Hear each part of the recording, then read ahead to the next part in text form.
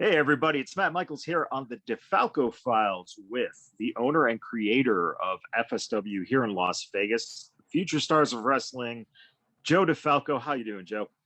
Oh, much better. I was looking to have, I was told Remy Marcel on, but now at least I know I'll be able to talk a lot since he's not here. And it looks like Remy will be with us next week, so you'll get kind of a day off next week. Yeah, But you don't have I'll just call in sick. um, I think he's still recovering from the skewers in his head from Atticus at the GCW show last week. oh man, what you should have done is had flyers ready and just stab it down, so you had a stack of flyers you could just pull off his head and hand to people. Speaking of talented guys that you've had at FSW like Remy, we know that there's been a little bit of a pipeline to WWE. It's been a loose kept secret, I guess. I mean, there was no real secret. Everyone had the suspicions about it, but we officially learned that Sefa Fatu is now going to be in the WWE NXT Performance Center training. What are your thoughts, man, on Sefa's journey? Because Sefa started here in 2018, and look, in 3 years' time of wrestling, he's already made his way to NXT, and he's got the bloodline. So it could be a very quick rise for him straight up to the main roster. Well, for years, it started with a Facebook message from his dad, Rikishi, and I had talked to Rikishi on and off on Facebook about certain things here and there, nothing major. But he asked to give me a call. And I took the call, and he was like, hey, I need you to do me a favor. My son, because he had some training, but he didn't really have a lot of training down in Knox Pro, and he lived in Vegas. And, we took him in. We gave him, the bargain basement rate, which was pretty much nothing. And he paid a couple bucks early on. He wanted to feel like, hey, I don't want stuff given to me for nothing. Yeah. And Sefa came along, and you wouldn't know he really had nothing under his belt. He quickly, got put into position. We gave him a match. He looked good. All of a sudden, he started getting over. And in a matter of no time, we actually pulled the trigger for him to win the Nevada State Championship. And when that process was being made, Rikishi offered to come in, sign some autographs. And I always jokingly say, I'm the only guy who got Rikishi for free. Came in and he sold his merch and did whatever. All I had to do was he asked if I could get him a hotel room at Sam's Town. And of course, having Rikishi there, that's a big plus. Always get surprises, trying to do things. Sefa was already getting cheered. So it was kind of the setup. Well, he was being managed by Sally to do the turn. And, Sefa ended up doing the turn after he won the match. Sally got the stink face from Rikishi. So, that's a moment he'll remember for the rest of his life. But the one thing I remember was sitting on commentary, and after Graves lost, he kind of stayed on the outside. And I'm thinking, like, what is this guy doing? I was like, why didn't he go to the back? And he really did his best to really give that extra rub to Sefa. Not that he needed a rub, because, with Rikishi and the crowd wanted to cheer him and they liked him as much as they loved Graves. Sefa was the new hot thing. He was the new hot commodity. And, between the segment and Rikishi talking, Graves basically sat on one knee outside the ring for maybe 15 minutes. And after it was all said and done, got in the ring, and gave Sefa the respect handshake, which, was an added plus, to the situation. And, at that day, we knew a star was born. When you think of his journey in terms of, quickly adapting and learning. And, like you said, he didn't look very green as compared to some of the new guys with very little time under their belt. Yeah, like that Chris Bay kid. You know what I mean? It was like, it was pulling teeth with him compared to. Yeah. And I don't know, did Chris Bay kid, I don't know where he is now, right? He didn't go anywhere, right? Nowhere that I'm aware of. We're bringing him back for a special match this Friday night, as a matter of fact. Oh no, you're gonna have him lose to Jody? Never. And we'll get to this Friday night in a second. What I do want to know is, how impressed were you with the way Sefa, when he started focusing and he started to excel, you could see that he was going through a development in his body too. Could you tell that motivation was there at that point, that he was working out enough and getting enough experience in the ring, that he was preparing himself for that next level, as compared to some guys who might have the ring talent, but they're not busting their ass in the gym. They're not trying to, prepare their instrument, their tool for a professional career. Well, you can look at it two different ways. One way you look at it is, he's kind of gifted in. He's got the Usos already there. Rikishi's his father. He can get signed kind of like whenever he wants, is the perception of other people. And the truth of the matter is, he had to work his ass off to get ready for that opportunity, and, he's always done good business with us. For a little while, I was always complaining like, hey, you need to be in the gym more. You need to be in the gym more. You know what I mean? Which I say about a lot of these guys. And when I mean the gym, I mean the wrestling ring gym, not working out. He aligned himself with good people like, Chris Bay and Hero and Shogun and, Ice. And it was mainly the upper echelon guys of FSW. And it's kind of like the old days when I always heard the stories from The Godfather, about the pack that those guys had. And it was The Godfather and Undertaker and Yokozuna and Rikishi and Bradshaw and Simmons. They kind of ran together. They have a name for them. I forgot what it is. The BSK, the Bone, I think it's the Bone Skull Club or something like that, but it's something BSK. Like that. Yeah, and when you're with people that can push you, because there's a lot of competition there. Chris Bay wants to be the best. Sefa wants to be the best.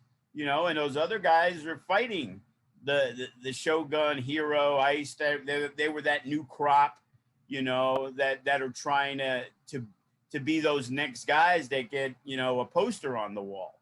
You know what I mean? And Sefa never mailed it in. He worked hard, when he got those matches, and like I said, he always did good business with us. We always had a great relationship, even when it came to money sometimes, where it was kind of like, hey, this is what I can do, and again, a lot of these guys can go out there and get a little bit more money, but they're also thankful of the opportunities that I gave them. So, we reached a happy medium.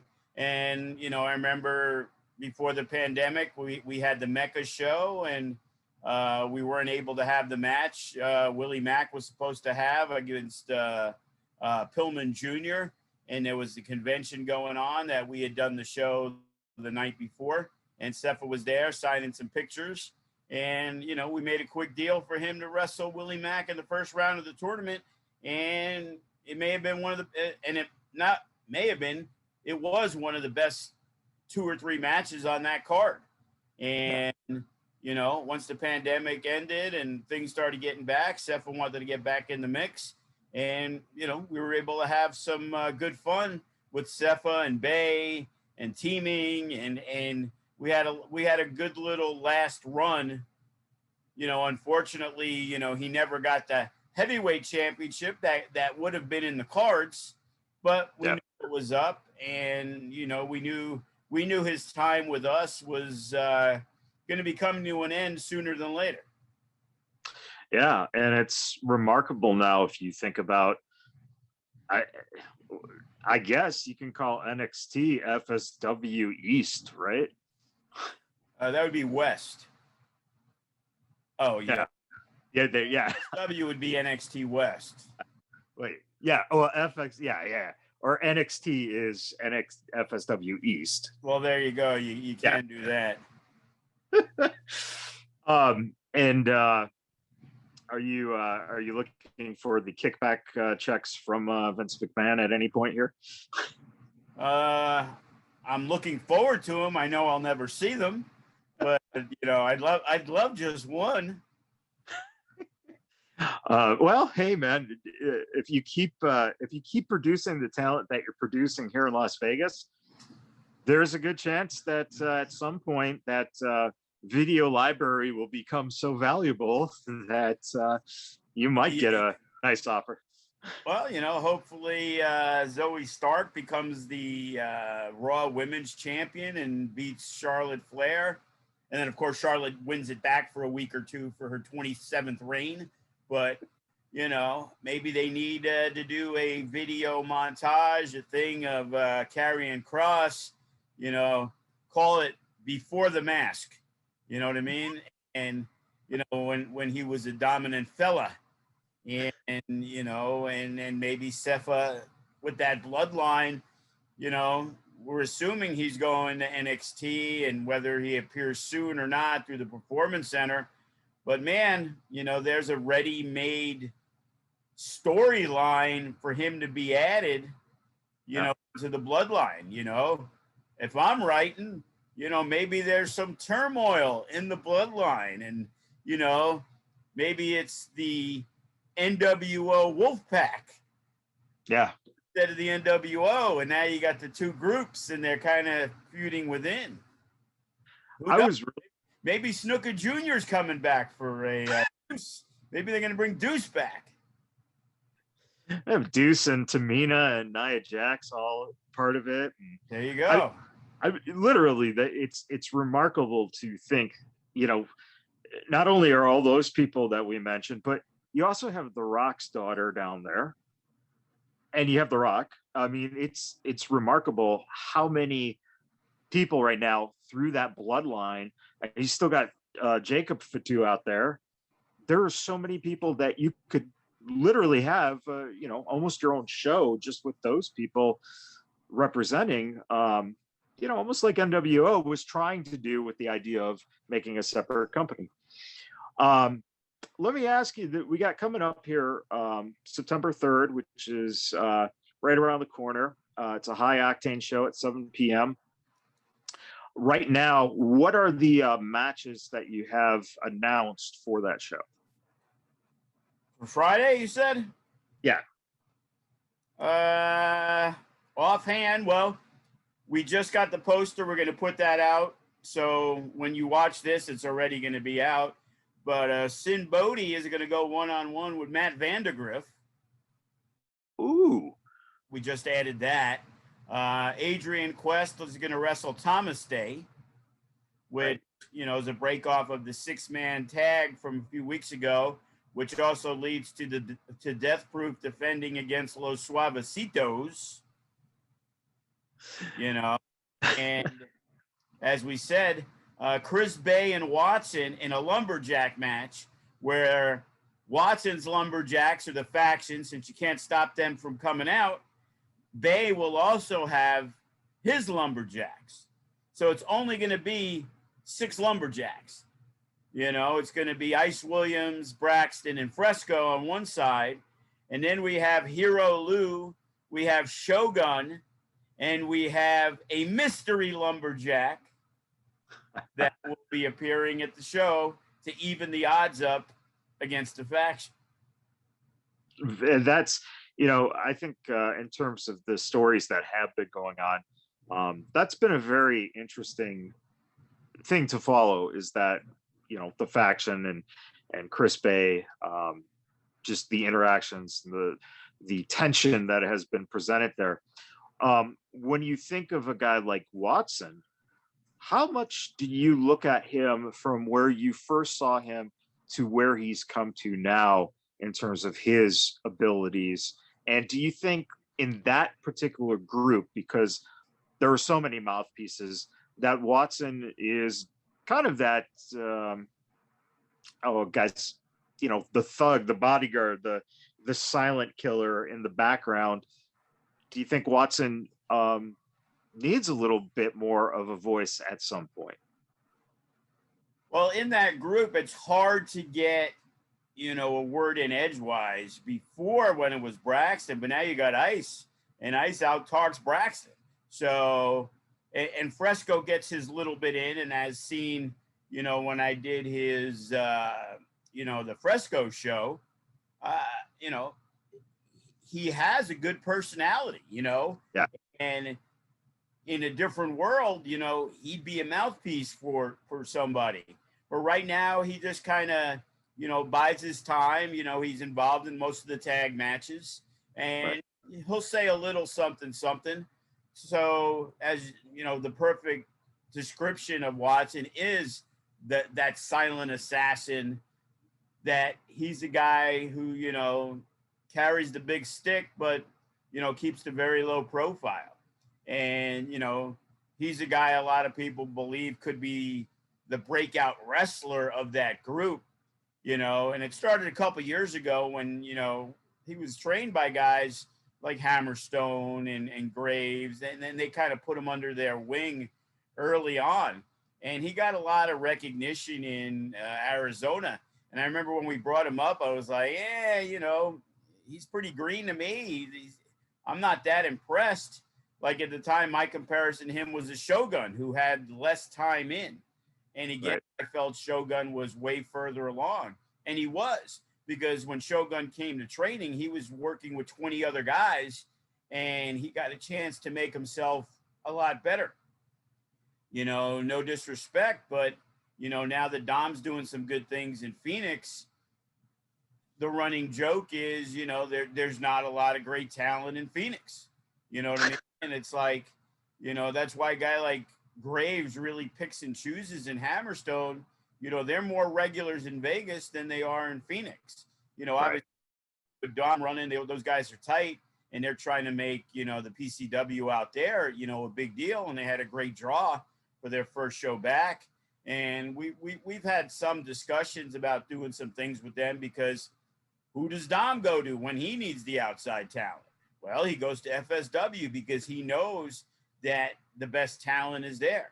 So a guy like Remy and a guy like Cody, and even young guys like the Suavecitos got to be in their young guy battle royal, because there's more talent for him just to pluck from Vegas than guys, obviously he's going to use the people he's training and stuff, but outside they're not really enamored with a lot of guys out there. Yeah. I do you have any kind of ideas or thoughts on why that tends to be in certain areas? You have a big hub being Phoenix, but yet it's really, there are some good guys that obviously are coming out of there, but in terms of the overall, why is it that certain towns just don't have that big draw in terms of, getting talented people, to be able to train? And Phoenix is a little bigger than, let's say, a small town in Indiana. Do you think that mentality, though, of the small town Indiana of, hey, we could just do it here and we can be the biggest stars in this town, and that's cool by me? Do you think that mentality rubs off sometimes in places like Phoenix or up in like Portland, where, they might have some talent, but you really just have guys who don't really passionately want to go after it outside of, being the big shot in their own area? Well, yes, no, maybe so. The thing is, I really believe having, the training facility we have breeds opportunity. The thing is, FSW has built its name based on the young talent that has come through the ranks. So a guy like Chris Bay comes from Virginia because he somehow heard about FSW. Jacob Boston Young, Nick Bugatti, they came from Arizona because they didn't believe that the training that was offered in Arizona, now, it didn't even need to be equal. The fact of the matter is, if they were equal, these guys wouldn't give up their lives and their jobs to come to Vegas. So they feel that Vegas was way ahead of being in Arizona to now give up, their, Jake, he lived with his mom at the time, probably 20 years old, whatever. And here's a guy moves to Vegas without a job because he wants to be a wrestler, and he's coming to Vegas and he's coming to FSW. And in Arizona, there was guys like Graves and obviously Hammerstone and now a Class. And there's a lot of, pretty good talent out there. But I think at the time, there really wasn't a go-to place for training. And when you walk into the FSW training facility on any given day, you have a Chris Bay, you have a Matt Vandergriff, you have a Remy Marcel, a Cody, a Damian Drake, a Gregory Sharp, Lacey Ryan when she was there, all these people that are on the upper echelon of the card that also get a lot of work in California and Arizona. So you also walk into young talent like the Shoguns and the Hero Luz and, Nick Xander or whoever, all, the young tag teams we got, Sky High, whatever. And all these guys are in there, and now you're practicing and you're doing training matches. Well, I always used to like goof on Hammerstone because every picture and every video Hammerstone made was in the gym and not the wrestling gym, in the workout gym. And it's like, cool, are you looking to be a bodybuilder or a wrestler? Because right. I would never see him post anything training-wise of wrestling. And he's the guy who obviously went out there and, improved himself, made himself better. It's also hard for that middle-of-the-road guy to become a guy that people want when there's not a lot of competition in terms of these guys. It's easy to say, hey, where'd you train? Well, I trained at FSW, and I got trained by Kenny King, and I got trained by D'Lo Brown and Sin Bodie and whatever. And, these guys, it's more, from what I know, like the guy Prophet out there, he's got a ring. So that's where Hammerstone kind of started. Like, there isn't really training schools at the time. It was just like what guy had a ring and where we could work out and train a bit. And I'm pretty sure they didn't have classes of 14 people, right. and the development is a lot slower than it is because now you got a guy like Class. Well, he got put under the wing, but that's one dude. I could name 6 dudes from Vegas who that didn't start until the pandemic. Brett the Threat didn't start till June of last right. year. Alexander didn't start till June of last year. And Raw Reese, who's getting there, and a lot of these guys have been doing it for a little more than a year, and they're all hungry and they're all mad. They want their matches. And it's like, hey, your guys aren't ready yet, and that's why we try to insist upon the Future Shock, because us as a company, me putting out the things out there and trying to get to a bigger level every time, we kind of have to differentiate, because when we make High Octane really a combination of Future Shock and High Octane, you see the difference when we do FSW versus GCW. Yeah. And you look at the talent of FSW and every guy is top of the line. When you go watch High Octane and we're incorporating some of the younger guys who can have a great match. but they can also have a shit fest. And the thing is, you're not going to have 8 or 9 matches that are must see.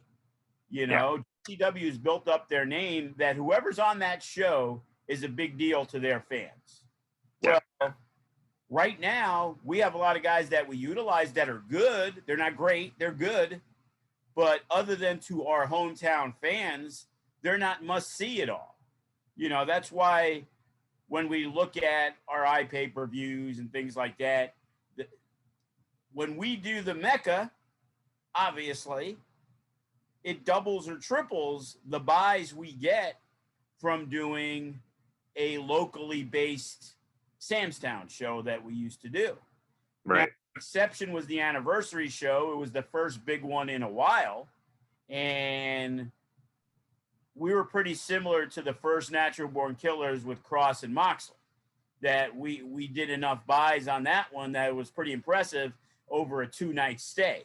And we really didn't bring in names on that one. EC3 was there, but the rest were mainly homegrown talent and guys from the area, you know. And we also saw that when we did the show with like Leo Rush and Trey Lamar changing the game, when GCW was in town, we had a good draw and we had, you know, a good pay-per-view thing, you know. So, but we far exceeded the buys with FSW GCW. Yeah. Now that was because of their influence and their fan base, where in all honesty, they really didn't promote it as much as they promote their own stuff. That who knows if they really pounded, you know, the shares and the likes and the tweets and all that other stuff, you know, we did far better. As we saw, that room has never been as packed as it was since that first Natural Born Killer show. You know, literally utilized every seat possible, and there was still 30 people standing in the corner watching. So, you know, we squeezed every motherfucker we can get into that place. And you know what? It was well worth it, you know, and I'm looking to do it again. But again, it was good for GCW. It was good for business for them. They're building that Vegas market. Well, now a lot of our fans are going to want to go to their show. Like, they drew really well, but they weren't an 800-seater. You know, they were at Beat Las Vegas. They probably, you know, 300-400, more 3 than 4.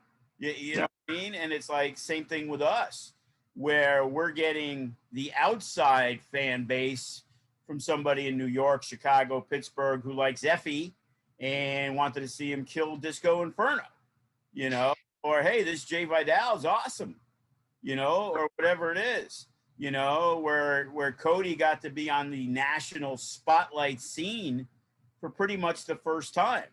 And, you know, to the traditionalists, they probably hated that match. All it was it was a death match. And, you know, I thought it was exciting. You know, I'm not going to say, hey, it was a great match. It was exciting. It was entertaining. My favorite part was Shibata doing the Nick Gage entrance. It was like, he looked like he was legitimately shitting his pants that if he fucked up, Nick Gage would have put a light tube through his head. That's so true. I've never seen Josh so intense. Yeah, it was the most energy I think I've ever seen a ring announcer put into anything on top of it. Yeah. And then I heard Joey was saying they were going over it in the back. Like, I guess it's a pretty big deal for Nick Gage. You know what I mean? And the crowd loved it. And the man is standing right next to you, which I'm sure you're right. He was probably shitting his pants because, you know, Gage has got that pizza cutter on him right there and then. So, oh yeah. So, you know, with the upcoming High Octane, you have some matches planned out, like you said. You have the tag team match. Is that a tag team title match for? Of course, yeah. Read the flyer, will ya? You know, just reiterating. Just want to make sure. You know, you guys got the pre-show to go through. Make sure you get it right. Well, we will as soon as as soon as Dave gives us all the information, which we should have soon. Yeah, you should But have it at least 10 minutes before you go on and film. hey man, I'll be happy with 5 minutes before. I just want something. Um, Let me ask you, with the Suavecitos, uh, has it been a combination of their work increasingly getting better and the fact that even though it might be a little bit, annoying, as we tend to joke about their way that they're always pitching themselves, but at the same time, they're showing that passion and drive that they want to, get better by having these bigger matches and working with more experienced guys. Is that something that you take into consideration uh, where you look at that combination of growing talent plus passion and desire? Does that sometimes equal the key to opportunity for you? Well, the thing is, yeah, they're always improving. They're always getting better.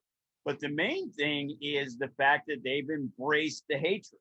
Initially, like Danny, especially Danny, like he was mad that, they were baby faces and the crowd didn't like them. And I know deep down that bothered him. You know what I mean? And it was like, hey, this is what we got to do. And once they did that, they became, must see TV. It's like they come out there and the crowd's engaged. And for a young team, that's the most difficult thing, to get people to like believe in you, think you guys have a shot. Because the bottom line is Death Proof has been doing it and winning for years, whether it was singles, whether it's been a tag. Jacob Austin Young and Cody have been extremely successful for many years, and the Suavecitos haven't. So if you look at it just like this and say Death Proof versus Suavecitos, well, Death Proof should be, and rightfully so, a very heavy favorite to win that match. Right. They've been together on and off for 7-8 years. Suavecitos, they've only been wrestling on shows for maybe a year. So to have a team like that go into that match as big underdogs, the crowd desperately wants to see these guys get their ass beat. And lately they've been kind of on a roll, and they've been winning the matches.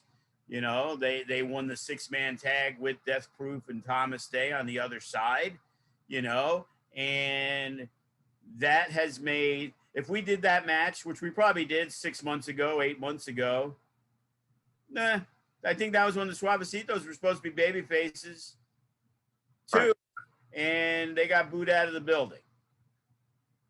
Or they didn't get cheered at all, and it was just indifference. It's probably more indifference than booed out of the building on that show, because they were going to be rooting for Death Proof. And now it's kind of like that FSW GCW thing, man. You're really behind this team, so you really want to see this team get their ass beat. And of all the young tag teams right now, that's the best matchup for a High Octane with Death Proof and the Suavecitos right now, because they've kind of got the momentum going, and it's a match people are going to pay attention to where 8 months ago that might have been the first or second match on the show, and everybody expects Death Proof to thump them, and they probably did. And now they're a different team now. So let's see how they react in a match that big. This is the biggest match in their careers. Win or lose, it's their job to impress. If they go out there and they have what Danny likes to say, a banger, they now have that footage to pass on to other companies like Best of the West that uses Death Proof, and WAC in California that uses Death Proof, and whatever it is, it can rise their stock, and that's what they really need to do at this point. And for you, is that a good example too of where a talent or a team from getting experience on Future Shocks, then that's kind of that mesh we see on High Octane, where you have a team like Suavecitos who has been working hard, and now they're getting a little bigger opportunity on that High Octane stage, where you can have a nice match like that kind of come together. Whereas on a Future Shock, you probably won't have Death Proof. It would be the Suavecitos right now being more of a seasoned team for the younger guys. Is that pretty much how it kind of works between the two, High Octane and Future Shock? I'm not really sure about that with the Suavecitos because they're still young. You know, Sky High may be on the borderline of working some of those younger guys because they're kind of like the tweeners in that. You know, they're above that list and they're right around, you know, underneath the top guys. So they're kind of like 1A or a B plus. And those other guys are trying to get there, whether it's, you know, Greatness and Tenacious or Nick and Chase, the Heart and Soulless, mixed in with the other teams, which are like Sky High, Suavecitos, Creature Feature. You know, you got those three. And then underneath them, you know, always looking to bring in teams, but we got so many. But we also can't do, you know, how many times are we going to do Suavecitos versus Sky High? You know what I mean? Right. It's like it gets tiresome. You know, everybody needs fresh blood. They need people to wrestle. And that's kind of the idea of using Toko Uso and hoping the Unguided come back. And remember, we haven't even used R&B since after the anniversary show. Right. You know, they've taken a well-needed break, you know, from things. Try to use them at the GCW show. They were already booked. So the idea is, you know, let's give them time. You know, they're the team that if we really need a young team to look good and work an experienced team, RMB would be that team right now.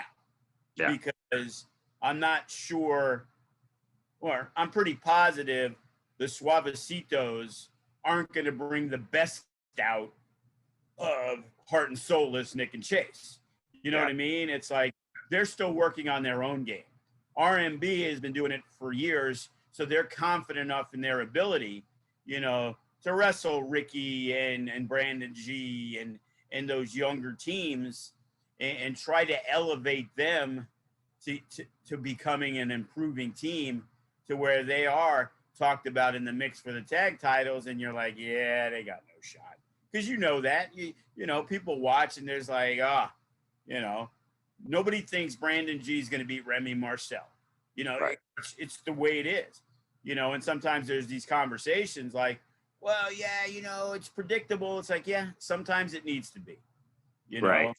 You know, I'm trying to get Brandon G work and I'm trying to get you a win. So it helps out both parties.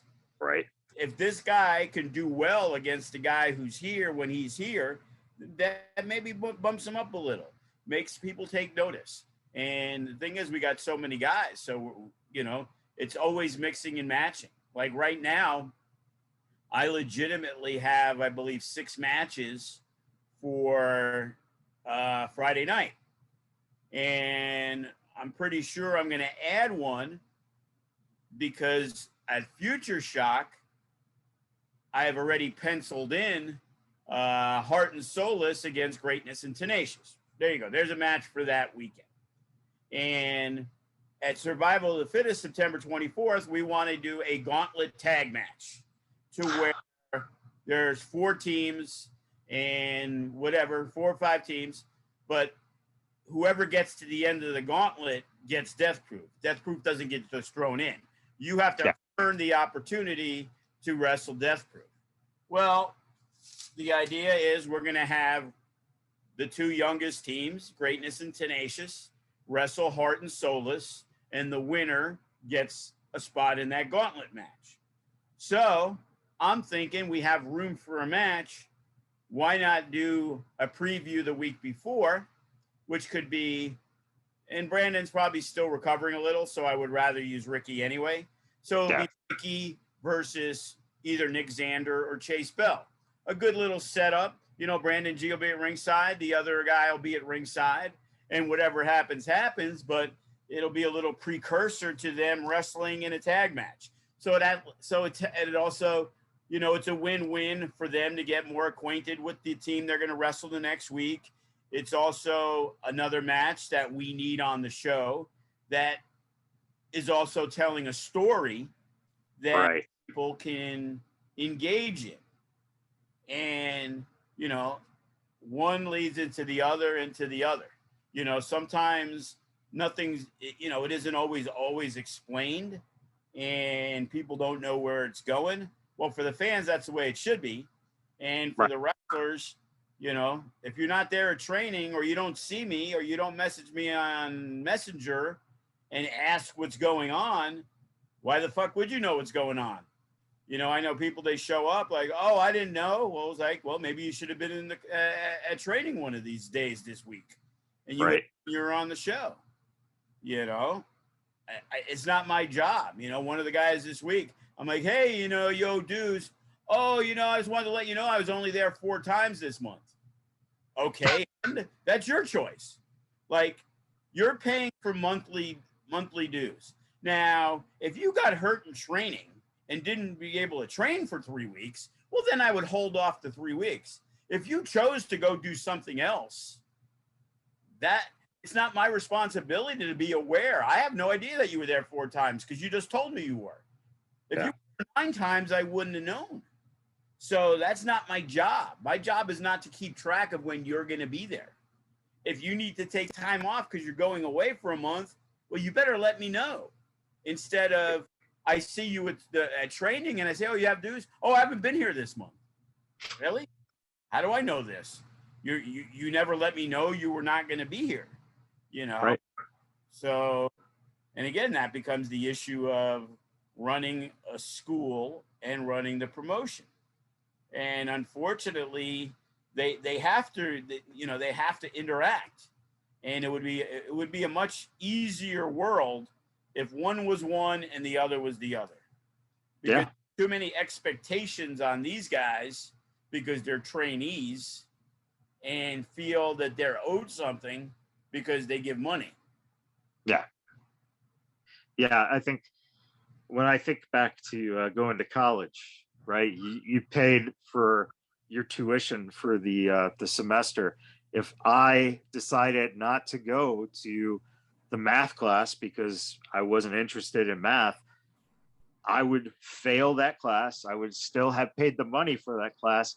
And on top of it, I would have to take that class again before I'm, you know, at a point where I'm going to get a degree. And I think that, you know, they lose that factor because of the fact that in wrestling, the way you get better is to get matches, and school and shows kind of tie into each other because of that. And it's very interesting, that perspective of, well, I was only here for X. It's like, yeah. And you know what? You're going to keep paying dues for the next 5 years if you keep that pace up. And that's what I don't think they, you know, it doesn't sink in. It's like, the more you can come, the more you can do it, the more you learn, the faster you progress, then you're starting to cut away those dues to the point where eventually you're not going to have to be paying. But you could be stuck paying, you know, if you pay every month for the next 5 years of your life because you ignored the fact that you didn't put in the work, that's on you. That's not on. We had guys like that would, you know, they'd show up and they paid for 3 or 4 months, then they disappeared for 5 and they came back for 3 and they left for 2 and they came back for 4 and they never got matches. And when they were around, they paid. But, you know, the bottom line was, hey, you know, I've been training here for 4 years. And it's like, yeah, and pretty much 2 of them you never showed up for if you actually add up the time, you know. And you're basically starting at the beginning again when you weren't, when you first started, you weren't good enough to get matches. And 4 years later, you're still not good enough to get matches. He actually, get one match. It was one of the worst matches in FSW history. It was at Sunset Park, where the idea was to use a lot of the younger guys and, you know, spotlight FSW. And after the show, I was like, fuck, if I watched this, I would never go to that show. That was abysmal. Oh, wow. You know, there was a few bad ones, but that one was by far the worst. Was that one of the ones that was associated with the was it the Taco Fest or whatever they would do? It was one of those many years ago. It was at Sunset Park, and you know, we did it as a favor, and it was like we weren't getting paid to do it, but we figured, there'll be people there. We'll get some exposure. The younger guys who wanted to work. We actually jump-started a Kenny King, Greg Romero feud that never went to fruition because Kenny couldn't make any shows after the fact that we did some stuff. But yeah, there was these two trainees, and they weren't even going to have a match. But Kenny saw one of them, and he was like, "Oh yeah, he's been training. Let's give him the match." And we're like, "Oh my God, are you kidding me?" And it was the fucking worst. Oh man, you know, when you were just throwing out some stuff there, let me just make sure that people know. First of all, FSW Network, $6.99 a month. You'll be able to see the High Octane this Friday, September 3rd at 7 p.m. You'll see Future Shock next Friday, September 10th. There you go, two shows. Two shows, $6.99, $7. It's amazing. But then on September 24th, you're making the return to Diversion Amusement for Survival of the Fittest. For people who might not be familiar with the concept of Survival of the Fittest, how did that start for you guys, and what is it going to look like on the 24th? Well, the way it started was we were always looking for these bigger shows, and we wanted to separate, you know, just like Impact does, WWE does, AEW does. You know, we always knew, you know, the anniversary show was our biggest show. You know, didn't really need to have a name. You know, then we had the concept of, hey, we're going to finally do a steel cage show. Well, we did a match, and it was Alcatraz and Tyshawn Prince, and that was when we were crowning Tyshawn the man, and we called it No Escape. And, you know, at that time, it was the most attended show in FSW history. So why wouldn't we have No Escape next year? Which right. we did, and then we kind of bumped up the idea of 3 cage matches. And we did that. So No Escape became, you know, our second big event. Then we had an idea. I had an idea. I always loved a good Rumble. And then I like the name Against All Odds. So I'm like, hey, since it's against all odds, how about you have to win the Rumble, and then you automatically get the title shot in the main event? Now, that's truly against all odds. So That's how that concept came together. You know, being the guy who actually watched Thanksgiving Day, the very first Survivor Series, I always loved the idea, the Macho Maniacs and, you know, whatever it was of the teams. I always liked that style. Right. But we also changed it up a little bit. Survival of the Fittest. What does it really mean? So we did a Iron Man match, which is a survival of the fittest. You know, the guy has to be there. You know, a gauntlet match. You have to outlast other people to get there. So it's not just Survivor Series type eliminations.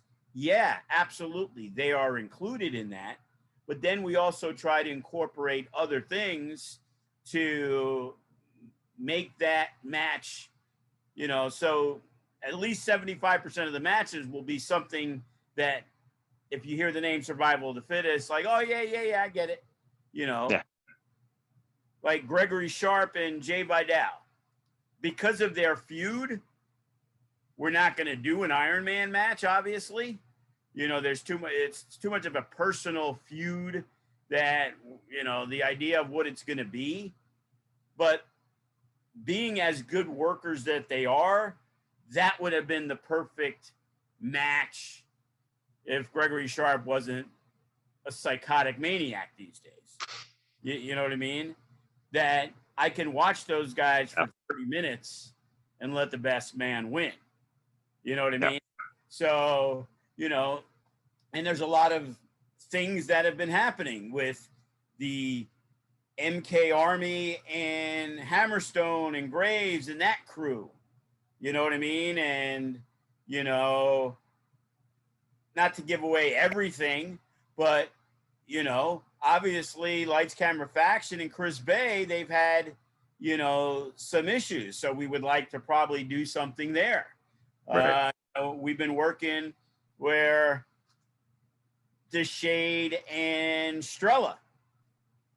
And I have an idea now, whether it happens or not or whatever, we're looking at a battle of the sexes, you know? So that would be the other survival type match, you know? And then we talked about we're going to have a gauntlet tag. And then we may have where I've actually gotten Keita Murray, who I like a lot. He's going to make his FSW debut. Nick Wayne is coming back.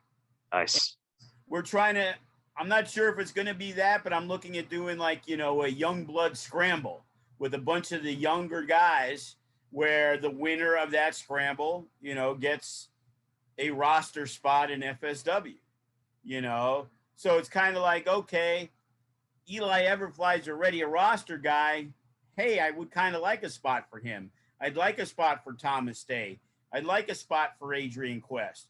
But, you know, we still have other matches like, you know, what's going on with Remy Marcel in the Nevada State there. You know, right. He's really not in a multi-man, you know, group feud that he would be in a Survivor type match. So there's some good names that we're banding about. And I'm 100% honest when I say I don't know exactly where we're going, you know, in some of these things, you know. With MK, I know he's brought in someone who we've used on a couple of occasions that is going to team up at that show, and they're going to be a part of it. So, you know, and there's also some women talent that are coming in. So will that mean Sandra Moon defends the title? Will that mean Sandra Moon's in the battle of the sexes? Don't know yet. You know what I mean? So it's like trying to finalize everything. And I think after Friday, we'll have more things in check, and then we'll be able to make announcements, start putting tickets on sale. I still, you know, I talked to the guy at Diversion, you know, we're good to go, but we still have to get the contract and finalize everything. So I need to make sure that's done this week also, because we're also looking at possibly No Escape November 27th at Diversion. So we'll see.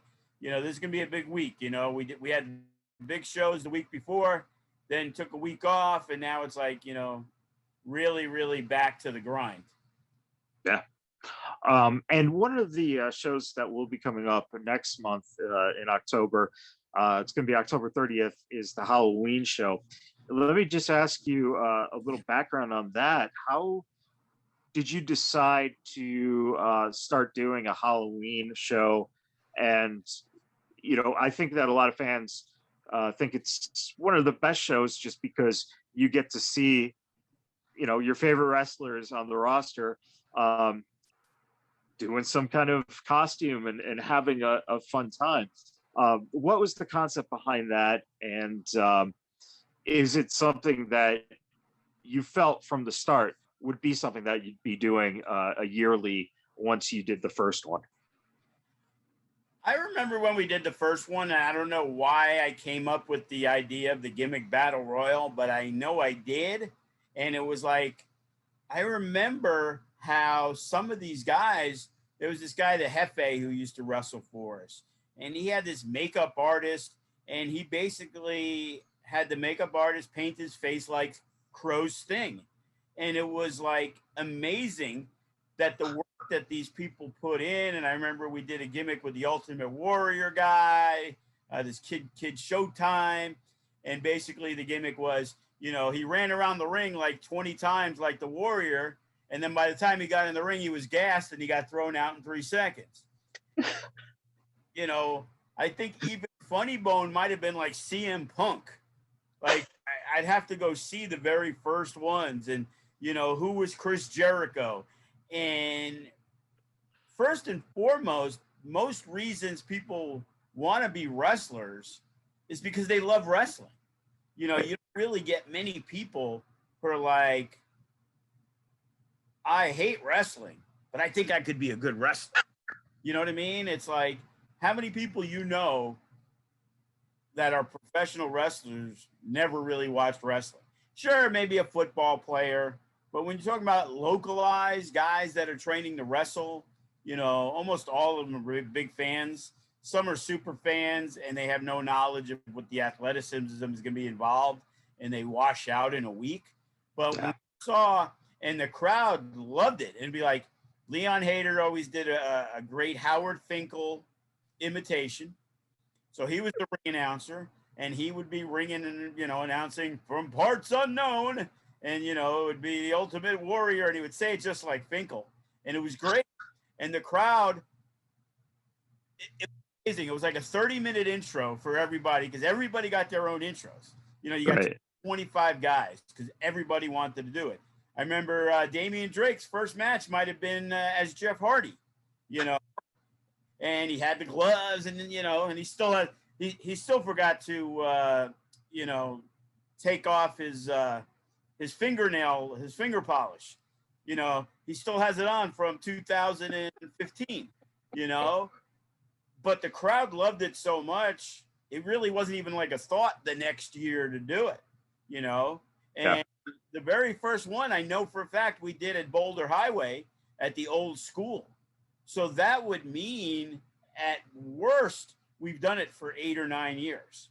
And I remember a few years ago, we had less students, more guys were established, and I wasn't going to do it anymore. You know, 2-3 years ago, it was like, yeah, we're going to retire the thing. And then a couple people would hit me up like, hey, is it cool if I go as Hulk Hogan? Hey, you know, we even got your boy Mach Oh Man to be involved, you know, and people seemingly wanted to do it. And now it's kind of had a resurgence over the last few years. But there's a lot of guys who still haven't had a match, but they got to be in the Gimmick Battle Royal. Yeah. So this year, there's going to be, you know, a good opportunity for some of the guys who've been training a while. They don't have to really do a lot physically in the ring, and they get to get their introduction. And I always joke, the Battle Royal lasts like 5 minutes and the intros last 25 minutes because everybody takes forever to come in, and you get to hear your favorite wrestling theme and who's The Rock and who's, you know, I think Spider was John Cena because, you know, it was his idol when he first started, you know, and he had the, you know, he had the hat and he had probably the jorts and, you know, and he did the thing because, you know, that was Spider's, you know, that was his man crush, you know what I mean? It was John Cena. He was going to be the next John Cena. So it's been fun times with that. And then we added different things. You know, we had a casket match. And, you know, the last one we did for the Halloween show 2 years ago was two guys that have become big superstars. We got Ring of Honor star Bateman wrestled Cross in a casket match. Yeah. So, you know, we've always prided ourselves on having, you know, the fun Halloween show. You know, there's already been talk of coming back New Year's Eve, baby. Ring in the new year at FSW, Champagne Toasted Midnight. It's just fun to look at, you know, the different concepts revolving around the holidays like that, how receptive the fans are. It's pretty incredible that, you know, something like that, which you said, like, it should run its course after X, but the wrestlers and the fans just enjoy it so much that it just naturally seems a good fit. Now, has Joey ever suggested to you that he'd like to film like a graveyard match or something cinematic, being that it's, you know, horror themed and that lends itself very well to doing a cinematic match. Has that ever been something that he's pitched to you? No, he's busy pitching, doing a joint show when Impact comes to town. And I keep brushing him aside. I'm like, why would I want to do that? It's like, first off, you know, Impact's going to be here for 3 days. I'm really having no interest in doing it on a Thursday just because we got to get the ring up for them. You know, those are 3 days that I'm extremely busy and not having to do anything for my own show. You know, I have to be the liaison, the runaround, you know, to do everything for helping out with Impact. And believe me, it's rewarding for us, but it's a lot of work. And just doing another show is not there. And again, you know, we've done stuff, and I don't think it was for Halloween or whatever, but like Funny Bone and Sin Bodhi and things like that, yeah, there, you know, there's definitely, you know, on the table on doing stuff, but it has to mean something. It has to be special. Right. You know what I mean? For people to care, you know, that cinematic thing, it better be done right, or if it isn't, it becomes extremely boring. And, you know, when you're the first one, when we did the Unguided and Sky High, you know, we played it before, I think it was Cross or Chris Bay watch party. You know what I mean? Right. During an event. So it's like, okay, you got to see some wrestling, you got to have some fun. And it was at the Wheel of Misfortune, which was a place where we really wanted to do some different things. So, you know, for Halloween, that's definitely the perfect place to go, you know, if we want to do something. Like, again, you know, the timing has to matter. You know, Funny Bone is always a guy that, you know, is perfect for that setting. But just to run a random match and say, hey, we're going to do Funny Bone versus Judah Matthew in a graveyard match. Well, yeah, it makes sense with Judah Matthew. I think we did that last Halloween. I think we did do like Funny Bone and Judah because I thought it would be a fun thing to do. You know what I mean? You know, the demigod of death against the disciple. You know what I mean? Heaven versus hell. Heaven and hell. That's right. That's what I think it was. We did a heaven versus hell match, which, you know, we do one of those at that thing. We did that with Sin and Funny Bone at Sam's Town, which, you know, a lot of people thought that year that was the match of the year, you know. And how many times can you say match of the year and say Sin Bodhi in the same sentence? I'd say 0. But that was one of the best matches. And that was on a Mecca show, I believe, or it was at the anniversary show, but it was by far one of the best matches of the night. Yeah, it might have been the anniversary show, but it absolutely was one of the best matches, and probably one of the best matches that both of them have had, you know, in their long careers. As we start to wrap up, let me ask you, when you look at Hammerstone and how he's having a lot of success around the country right now, does something like that where you can see, you know, him having to pick up more dates because he's getting more popularity, does that ever interfere with the thinking of, okay, maybe we're going to have to switch the belt at some time just because the wrestler who holds a certain title is getting more dates around the country, which makes it absolutely harder to make more dates for the Vegas shows? Is that something that you've dealt with and something that you have to consider when you have, you know, any type of belt on someone? Yeah, absolutely. We have to deal with it, but that taking the belt off somebody when we don't think there's another person ready for it, that's a desperation move. So, for example, we had planned to do Survival of the Fittest on September 25th. Well, when I hit up Hammerstone, he couldn't do September 25th, but he could do September 24th. So it was an easy move to make. As much as he's getting booked up, he's always got some free dates. So if I will maneuver my dates if we're trying to get a big match with Chris Bay, we're trying to get a big match with Hammerstone, you know, things like that, where those guys are hard to get. So I hit up Hammerstone. Hey, you available the 3rd this week? No, I can't. I'm booked. Okay, well, I'm not going to get him for Future Shock, but I know I got him for the 24th. Now, I'm not too worried about Hammerstone for the Halloween show, but in October, he can't make the show on the 9th because he's booked. But I gave him a couple of dates. I said, hey, in November, we're looking to do a big show. And he happened to say he was available. I'm like, hey, trying to get the Saturdays. That's always a preference if we could. And it was like, hey, the 13th, the 20th, the 27th. And we knew the 6th was no good because I had already seen MLW had their tapings that week. So we knew it was one of those 3 weeks. Then it turned out he was already booked the 13th. Then we found out Impact was going to be out here November 19th, 20th, and 21st for their second month in a row being out here in Vegas for a taping. So he said he was available the 27th. And it's like, I never gave him the 27th because it was after Thanksgiving, but it's like, it's 2 days after Thanksgiving. No big deal. So he's available for the 27th. So I lock him in for that. And then he had mentioned that he was available November 12th, not the 13th. So that's where the High Octane comes in.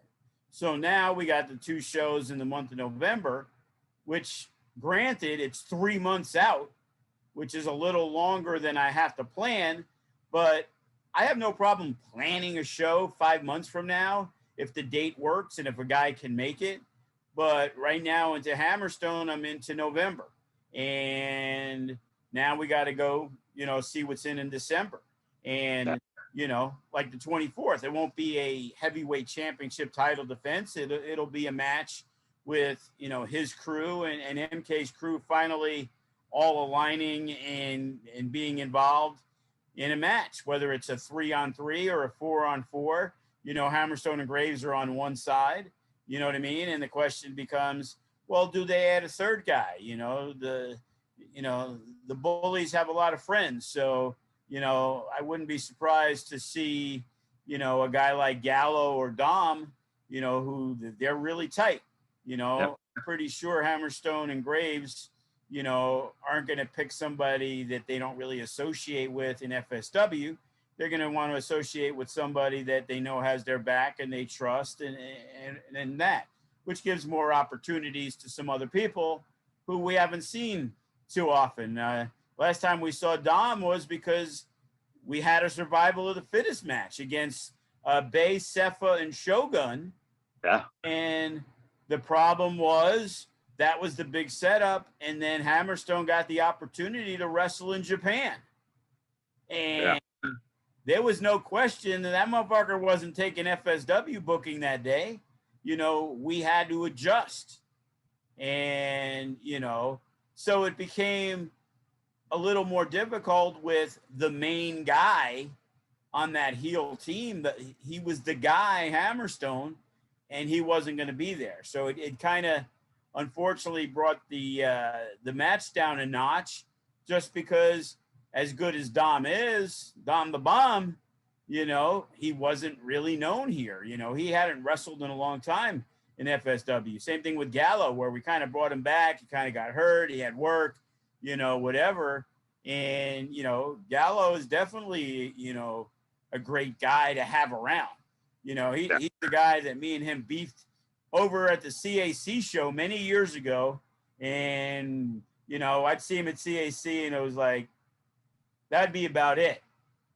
Because I thought something, he thought something, and then, you know, we would start liking stuff on the Facebook posts or whatever. And, you know, we came to the agreement that we both agreed on a lot of things, you know, when it came to the younger guys. And now I love Gallo. So it's like, you know, you always want to keep people that, you know, and again, he's done good business. You know, we had some issues many years ago at the Nugget. You know, there's a, you know, that's its own story that maybe one day we'll get delved into about using the IZW crew in FSW. I'd really like to hear more about it because I've heard little bits and pieces. they fucked us over. They didn't fuck us over. There was a lot of chaos that was going on. It was the day Derek Nykerk was supposed to become the FSW champion, and in turn, Mike Modest became the FSW champion. Okay. So, yeah. that was a very weird 48-hour period in the history of FSW.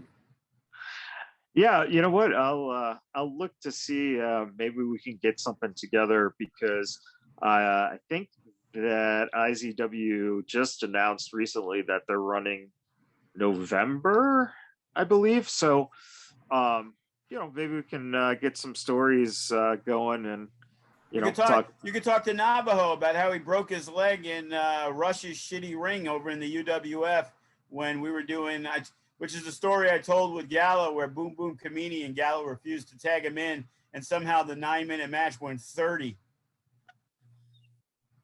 I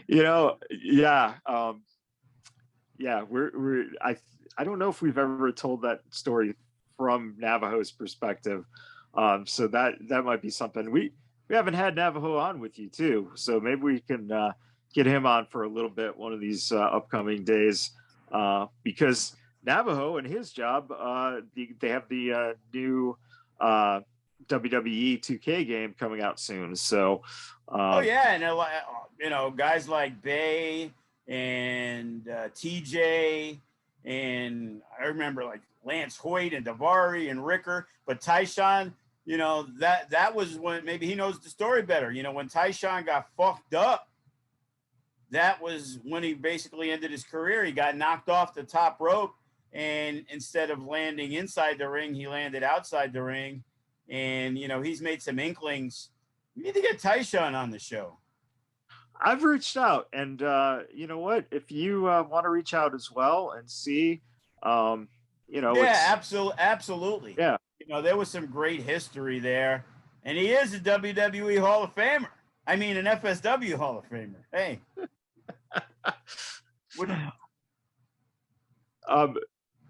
As we end it here, is there anything that has been going on with your Mets that you think if you were the general manager or the manager, could change their season and get them back into first place?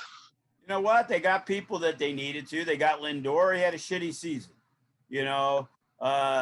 DeGrom gets hurt like he always does. He's the only guy who has ERAs under 2 that somehow barely win more games than he loses.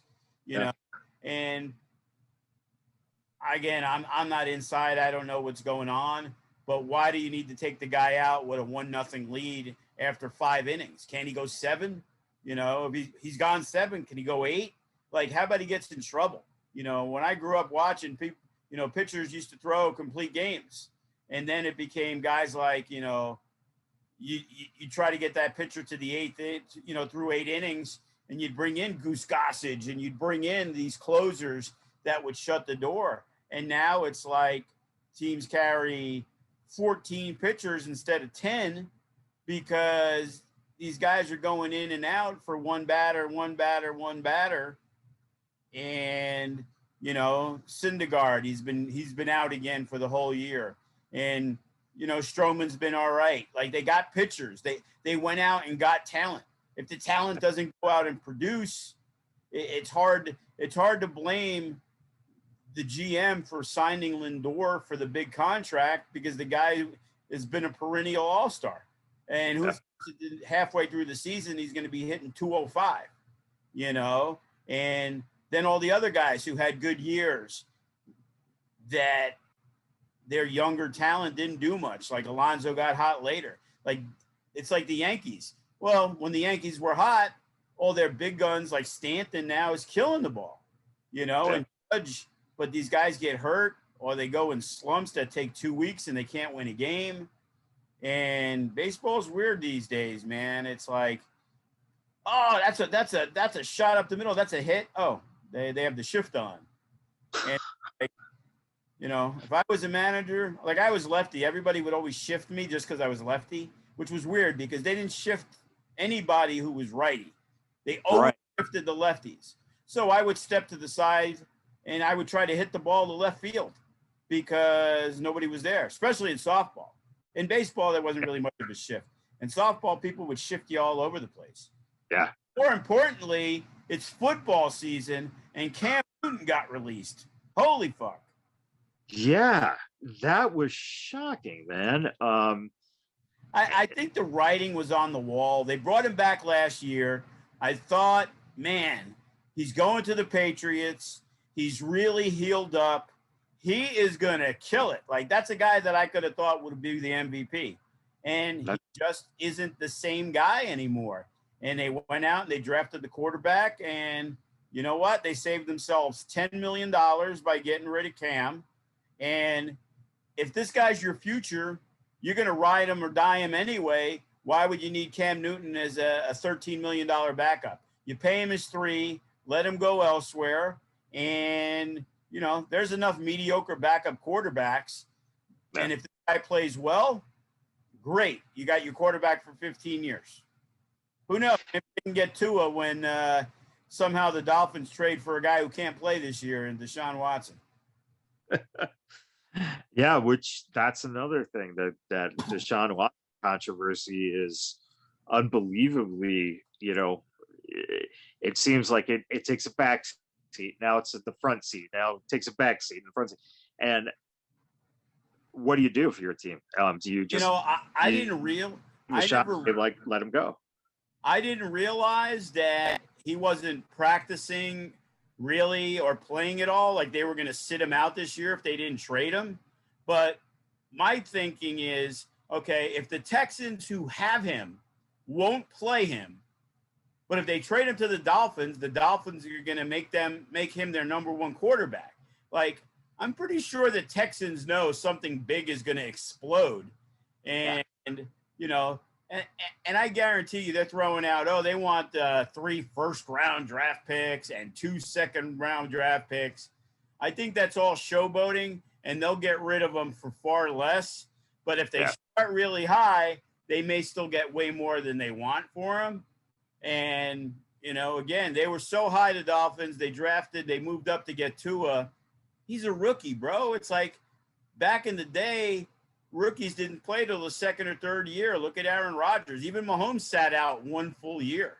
And last year, Fitzpatrick was better than Tua, and he should have quarterbacked the whole season. And they had a chance to make the playoffs. So it's like, why are you putting the other guy in? He's got all next year to do it. You know, you're good. Let him learn from, especially Fitzpatrick, who was a great veteran. You know, it's like learn from that. That's why they did that with Alex Smith and Mahomes. You know, I'm pretty sure Mahomes would have did pretty well if he started his first year. Yeah. Well, on that note, it is getting to the time where we're going to wrap up and say goodbye until next week. Joe, any final thoughts for the listeners?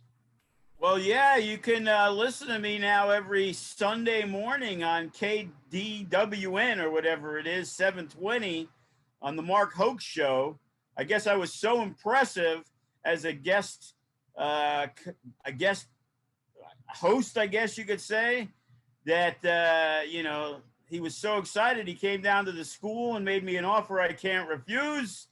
So I guess I'm a permanent host, except when I wake up past 8 o'clock and I can't do it, which has happened on 2 occasions.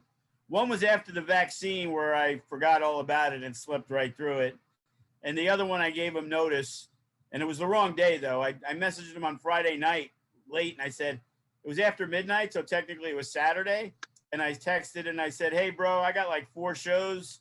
There's no way I'm going to be able to do it tomorrow, which I thought was Sunday morning, but it was really Saturday.